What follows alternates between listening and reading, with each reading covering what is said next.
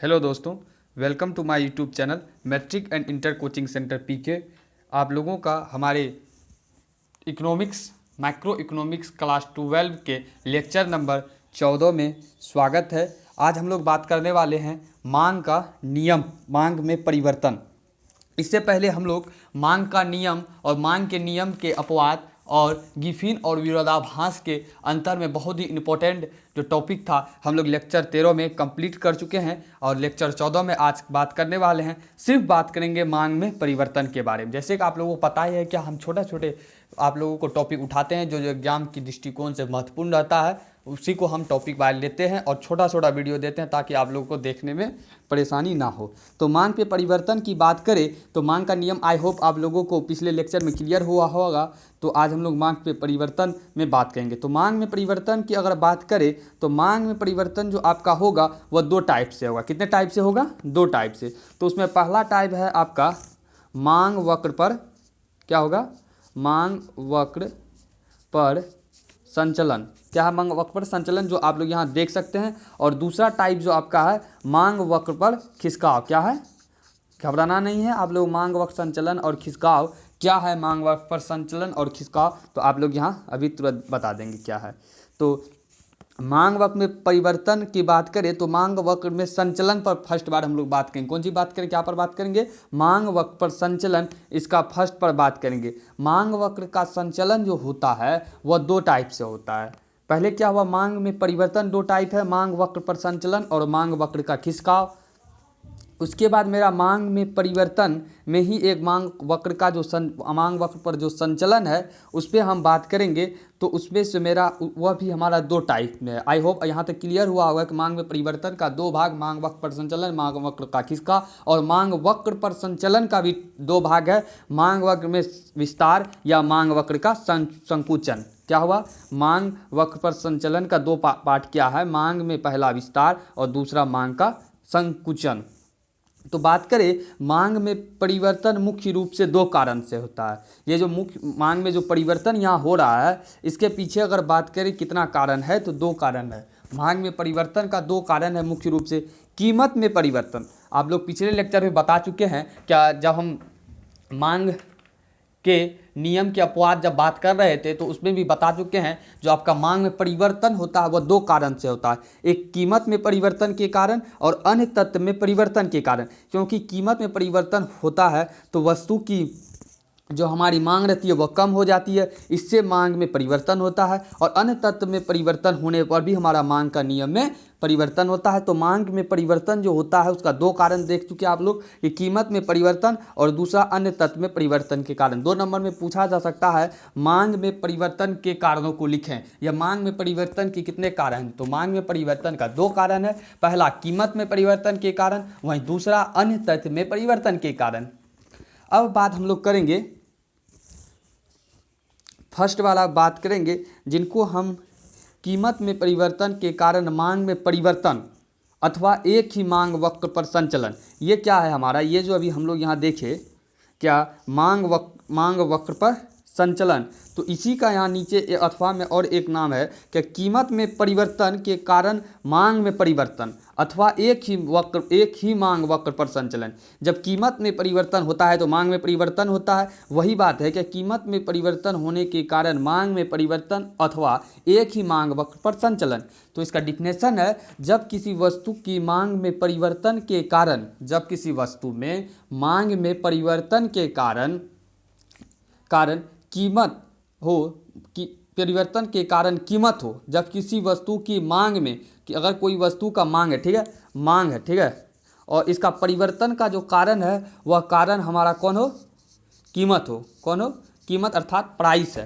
तथा एक ही मांग वक्र पर संचलन करता हो, तथा ये जो दोनों बात है वो एक ही मांग वक्र पर संचलन करेगा तो इस स्थिति में अन्य तत्व स्थिर रहता है। क्या होता है? एक कीमत में परिवर्तन के कारण मांग में परिवर्तन अथवा एक ही मांग वक्र पर संचलन क्या होता है? जब किसी वस्तु की मांग में परिवर्तन का कारण कीमत हो तथा एक ही मांग पर संचलन करता हो तो इस स्थिति में अन्य तत्व स्थिर रहता है। और मांग में इस प्रकार के परिवर्तन मांग का विस्तार एवं मांग का संकुचन उत्पन्न करता है। तो मांग में विस्तार और संकुचन हम लोग देख चुके हैं कि मांग में वक्र पर संचलन होने के कारण मांग में विस्तार और मांग का संकुचन। मांग वक्र का जो संचलन है यहाँ और का में विस्तार और मांग का संकुचन, तो मांग वक्र का संकुचलन का जो डिफिनेशन है आप लोगों का, मांग वक्र का संकुचन का डिफिनेशन ये है आप लोगों का, मांग वक्र में संकुचन जो डिफिनेशन ये है। वहीं अगर मांग वक्र में संचलन के आप लोग दो जो इसका भाग देखे, मांग का विस्तार और सेकंड भाग क्या देखे थे अभी आप लोग, मांग में विस्तार और उनके बाद मांग का संकुचन, दो भाग आप लोग देखे, मांग का संकुचन, उनके बाद क्या देखे थे, मांग का विस्तार। ज़्यादा कन्फ्यूज़ नहीं होना है, क्योंकि आप लोग यहाँ देख सकते हैं हम जो मांग वक्र पर संचलन किए हैं, मांग में विस्तार और मांग का संकुचन की बात किए हैं, तो वही मांग में विस्तार और मांग का संकुचन पर अब हम लोग बात करेंगे। तो मांग का विस्तार हम लोग किसे कहेंगे, तो मांग का विस्तार किसे कहेंगे, अन्य बात समान रहने पर जब वस्तु की कीमत, अन्य बात क्या है आप पिछले वीडियो के देखेंगे तभी समझ में आएगा, हम आपको यहाँ पर बता नहीं सकते हैं क्योंकि जो बच्चे पढ़ चुके हैं उसे यहाँ दिक्कत हो जाएगा, समझ ज़्यादा वीडियो लंबी हो जाएगी, इसलिए हम अन्य बातें समान रहने पर चर्चा नहीं करेंगे, डायरेक्ट पढ़ा देते हैं। तो मांग का विस्तार क्या है, अन्य बात समान रहने पर जब वस्तु की कीमत में कमी होने से वस्तु की अधिक मात्रा खरीदी जाती है, तब उपभोक्ता उसी मांग वक्र पर मांग वक्र पर दाएं या नीचे की ओर स्थानांतरित होता है। क्या होता है, अन्य बात जब समान रहता है, तब अन्य बात समान जब रहता है तो वस्तु की कीमत में कमी हो से वस्तु अधिक मात्रा में खरीदी जाता है, तब उपभोक्ता उसी मांग वक्र पर दाएं या नीचे की ओर स्थानांतरित होता है। इस स्थिति को मांग वक्र का विस्तार कहते हैं। आई होप आप लोगों को मांग वक्र का विस्तार क्लियर हुआ होगा। तो यहाँ देखिए मांग का विस्तार का यहाँ पर तालिका दिया है। संतरे की कीमत प्रति इकाई 5 और 3 इकाई की कीमत 10 और 20 मांग है। क्या है, प्रति इकाई कीमत है आपका 10 और 20 मांग है।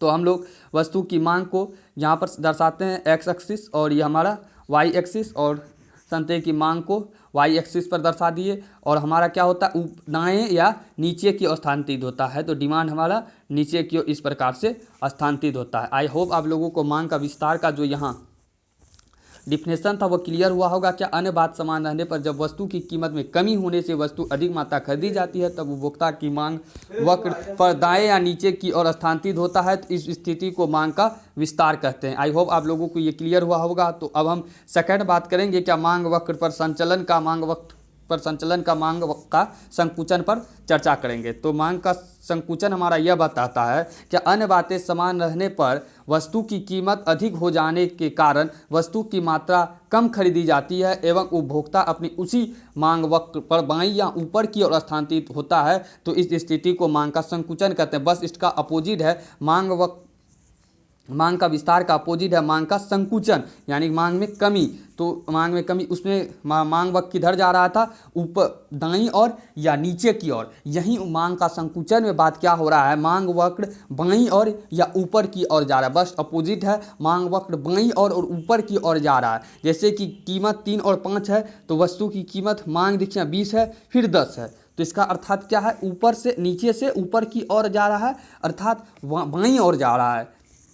इस प्रकार से आप लोगों का जा रहा है, अर्थात ऊपर की ओर जा रहा है। वहीं हम मांग का विस्तार जब बात किए थे वह इस प्रकार से आ रहा था, इसका मतलब वह दाईं ओर से नीचे की ओर आ रहा था। वहीं मांग का संकुचन बाईं ओर से ऊपर की ओर जा रहा है। आई होप आप लोगों को जो मांग में परिवर्तन का फर्स्ट जो भाग था, मांग में विस्तार और मांग का संकुचन, ये क्लियर हुआ होगा क्या किस प्रकार से है मांग वक्र पर संचलन और मांग का संकुचन। सिंपल सा दोनों में अर्थ बात करें तो सिंपल सा क्या है, इसका जो मांग वक्र होगा वह दाएं से नीचे की ओर देख लेते हैं एक बार।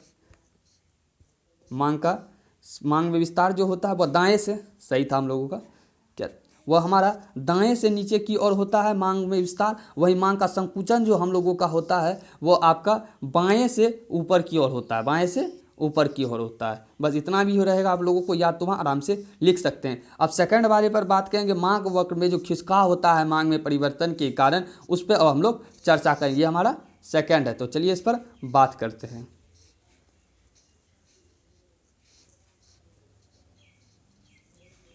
तो अन्य तत्व में परिवर्तन के कारण मांग में परिवर्तन, पहले इनका परिभाषा देखेंगे, तब मांग में वृद्धि एवं मांग में कमी पर बात करेंगे। तो आप लोग जैसे कि यहाँ देखे भी कि मांग वक्र पर संचलन का परिभाषा, मांग में विस्तार और मांग का संकुचन पर बात किए। अब मांग वक्र का खिसकाव पर परिभाषा बात करेंगे, उसके बाद मांग में वृद्धि और मांग में कमी पर बात करेंगे। इसका हम लोग रेखा चित्र देखेंगे, उनके बाद ये चैप्टर हमारा ये टॉपिक कंप्लीट हो जाएगा।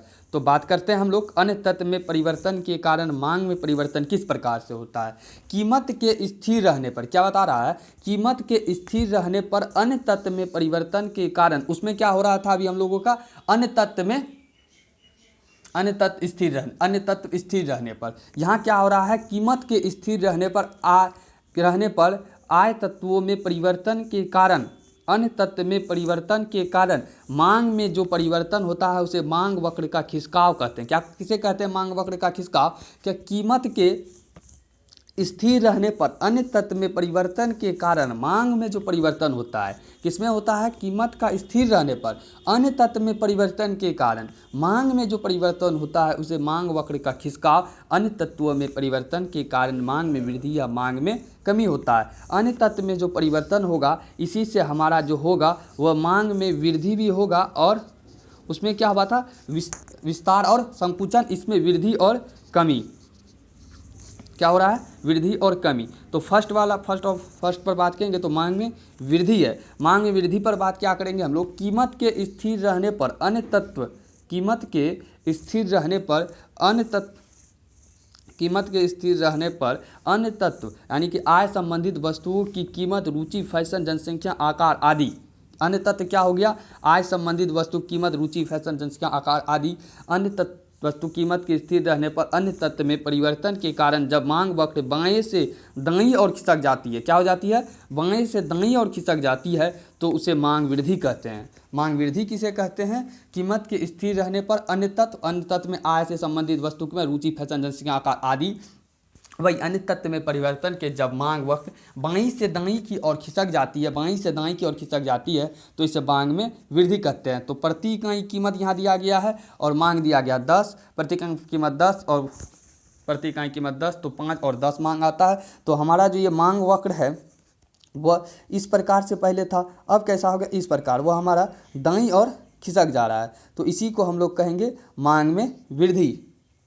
नेक्स्ट बात करेंगे मांग में हम लोग अब कमी, बस अंतिम टॉपिक है मांग में कमी। कीमत के स्थिर रहने, उसमें कीमत के स्थिर रहने पर अन्य तत्व में परिवर्तन के कारण वक्र, जो हमारा वक्र है मांग वक्र, वह दाएं से बाएं की ओर खिसक जाता है, उसे मांग में कमी कहते हैं। जस्ट अपोजिट है इसका, उसमें बाएं से दाएं की ओर खिसक रहा था, तो इसमें दाएं से बाएं से दाएं ओर खिसक रहा है।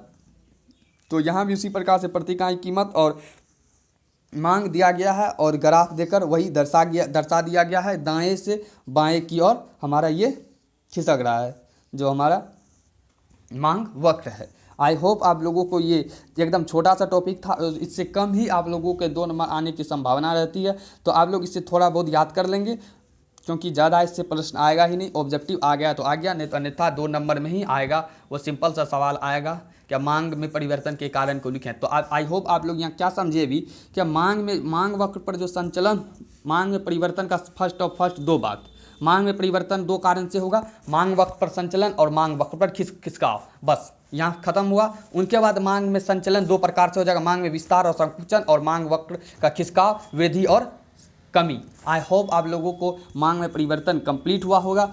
जब हम लोग लेक्चर 15 में आप बहुत ही इम्पोर्टेंट जो हमारा टॉपिक है मांग की कीमत लोच पर बात करेंगे। आई होप आप लोगों को यहाँ तक क्लियर हो गया होगा। तो अगर आप लोगों को ये वीडियो पूरी अच्छी प्रकार समझ आते हैं तो कमेंट जरूर करें और वीडियो को लाइक कर दें, और इसी प्रकार के आप लोगों को topic by topic micro economics की पूरी वीडियो चाहिए तो चैनल को सब्सक्राइब कर दें, ताकि आने वाले दिनों में जब हमारा वीडियो आएगा तो आप लोगों को नोटिफिकेशन मिले। और कक्षा 12वीं के आप लोगों को मॉडल सेट उपलब्ध कराया जा रहा है, तो आप लोग मॉडल सेट भी देख सकते हैं। हर एक सब्जेक्ट का आप लोगों को मॉडल सेट मिल रहा है। तो thank you all of you, thanks for watching.